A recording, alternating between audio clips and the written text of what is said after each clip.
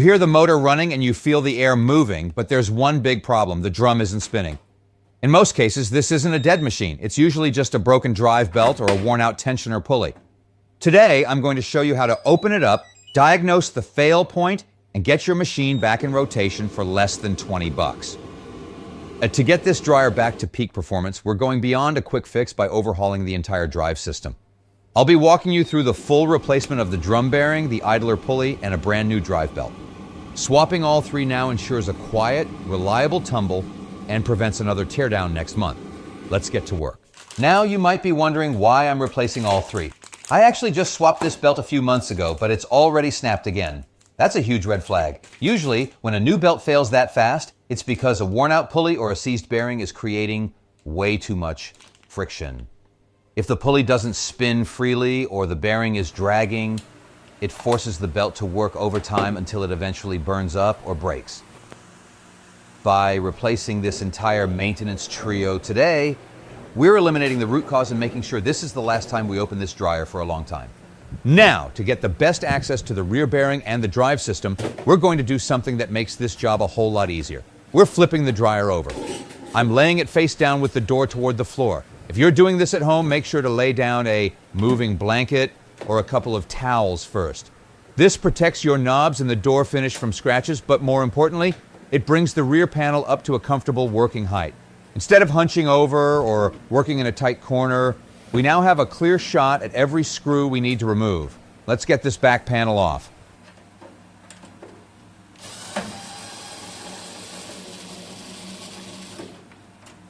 With the dryer safely positioned, it's time to tackle the back panel. Now, a fair warning, there are a lot of screws holding this plate in place. To save your wrists and a significant amount of time, I highly recommend using a power screwdriver or a drill with a hex head attachment. You'll likely find a mix of standard screws and perhaps a few grounded ones. If this is your first time opening your machine, take a quick photo of the panel before you start. It helps you remember exactly which holes are used, as sometimes manufacturers leave extra mounting holes that don't actually hold anything. Now, let's talk organization. One of the biggest mistakes we often make is losing these screws in the middle of a repair. Use any tray to hold all the screws. You don't want to get to the end of this job and realize you're 2 screws short of a sealed unit. The power driver makes quick work of this, but be careful when we go to put these back in later. These panels are usually thin sheet metal, and it's very easy to strip the holes if you over-torque them. For now, though, we're just focused on getting inside to see the damage.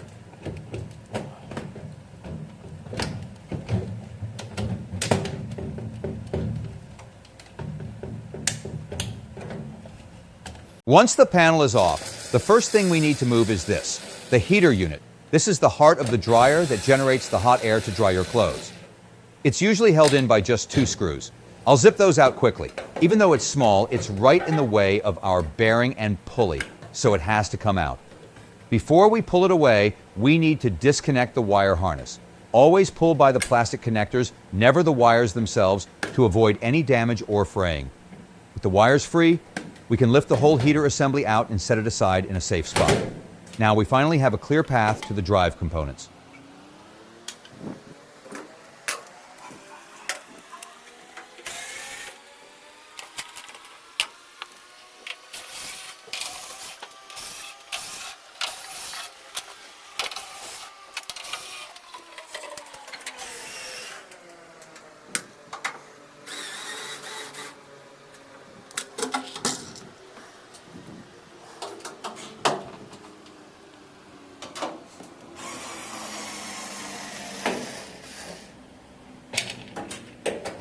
Now we're down to the main event. This central nut is what secures the drum shaft to the rear bearing assembly.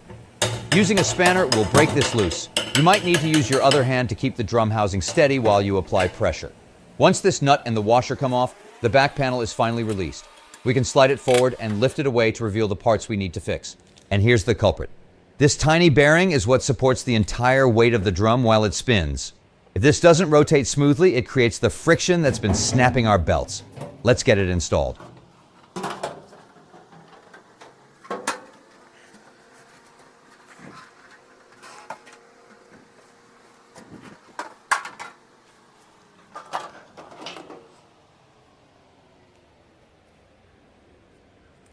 Take a look at the difference here.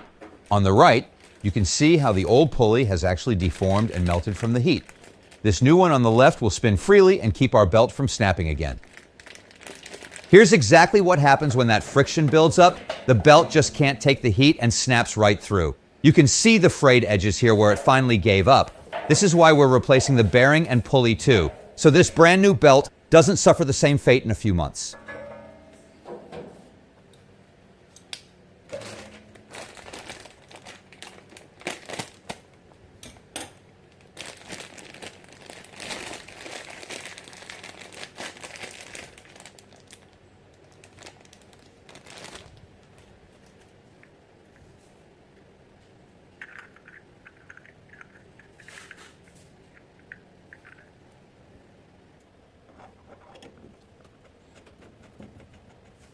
Now, we're ready to loop the new belt around the drum.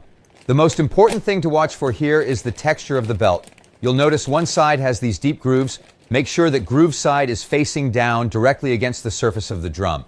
This ensures the motor has the grip it needs to tumble your laundry without slipping.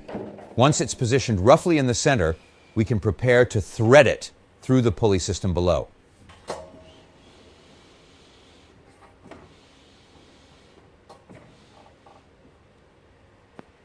The final piece of the puzzle is this tension spring. We need to hook this back onto the motor housing to pull it into position, which creates the necessary tension on our new belt. It can be a bit stiff, so make sure it's seated securely in its notch. With that snap, our drive system is officially tight and ready to tumble.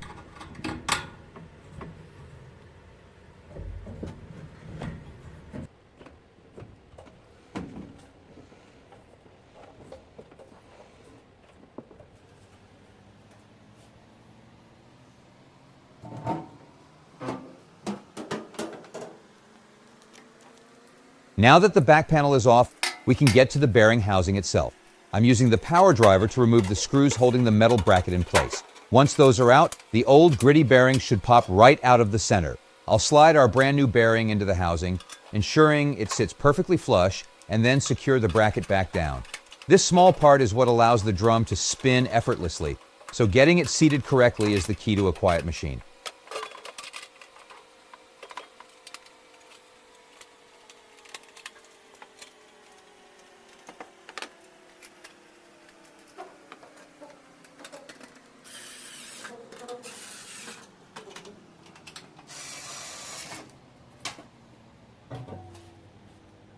We are almost there. Now we'll carefully lower the back panel back onto the drum shaft. Make sure that central shaft aligns perfectly with the hole in our new bearing. Once it's seated, we'll put the washer and that main nut back on, tightening it down firmly with the spanner to lock everything into place. After that, it's just a matter of reinstalling all those perimeter screws we removed earlier.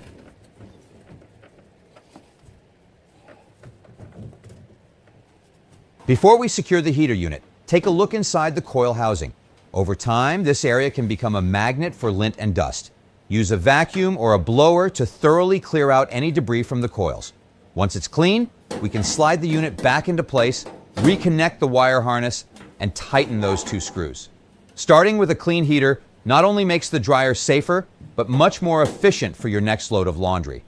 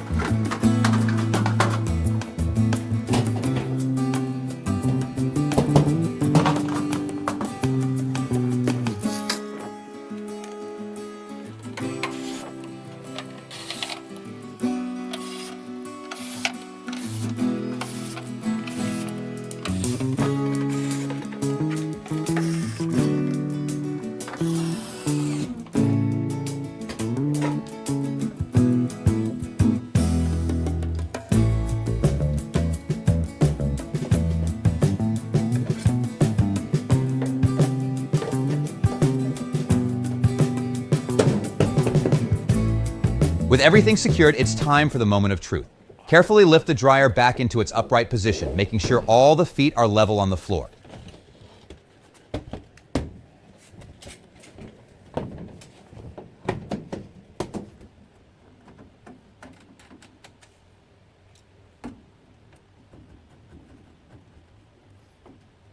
After plugging it back in and hitting the start button, you should hear a smooth, quiet hum.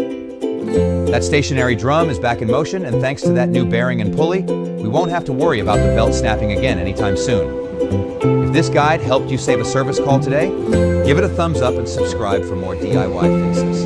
Happy drying!